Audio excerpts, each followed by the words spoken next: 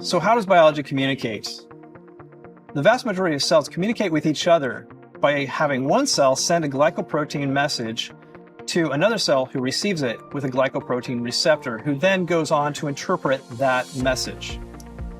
Most therapeutics function by actually intercepting or modifying these messages from one cell to another. The term I use, glycoprotein, is quite an important one. The protein side is quite easy to understand. We know how to make proteins. However, the glycoside is a little more complex.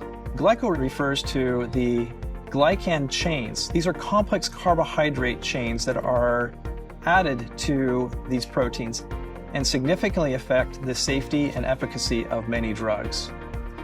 There's a lot of processes in the development and manufacturing of biologic drugs that influence glycosylation, such as the cells we use, the substrates they have, the media we add, how we culture them.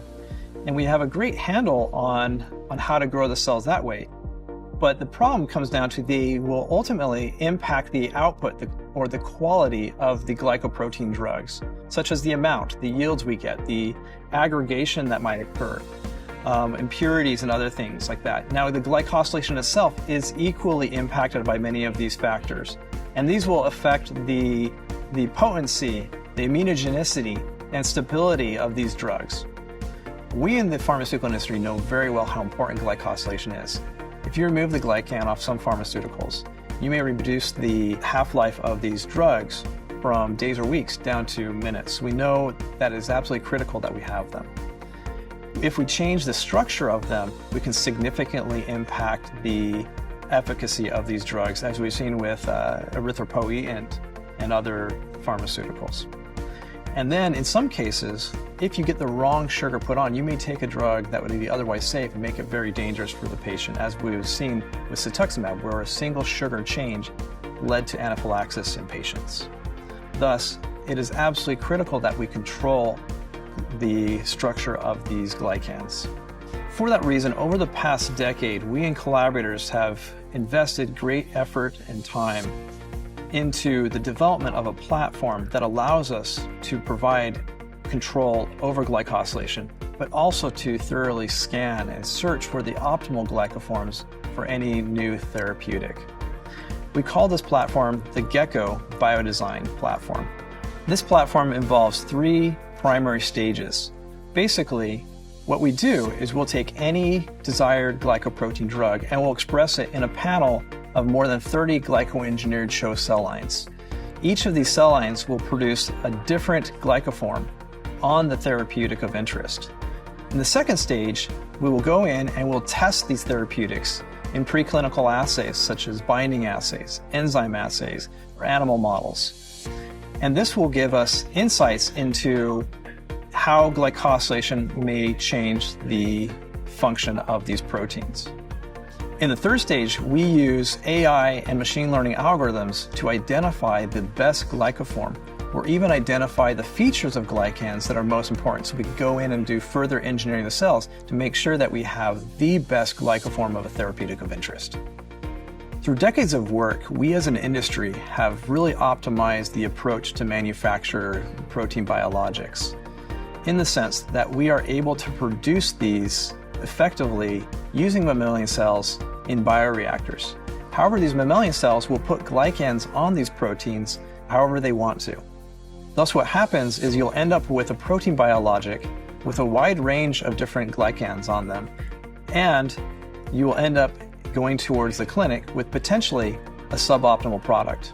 However, with our Gecko Biodesign platform, we are able to identify the optimal glycoform, as shown here with alpha-1 antitrypsin, where we identified a glycoform that was optimal, which didn't even appear in the wild-type CHO expression system.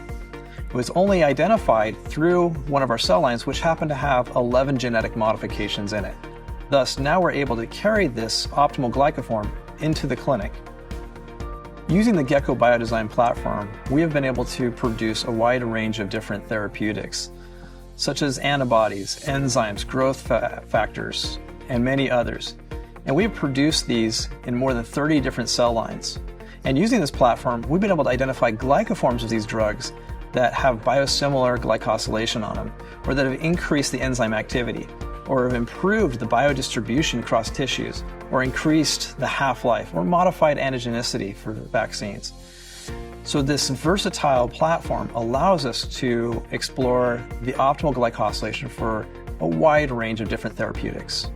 Here at Neulmmune, we are partnering with other companies to identify and produce the optimal glycoforms of therapeutics of interest. If you know what the optimal glycosylation is for your therapeutic, we can identify the cell line that will provide that glycoprofile. If you don't know what it is, we can produce your protein across many different cell lines to identify the glycoprofile that gives you the best clinical efficacy, half-life, or any other parameter you want to investigate.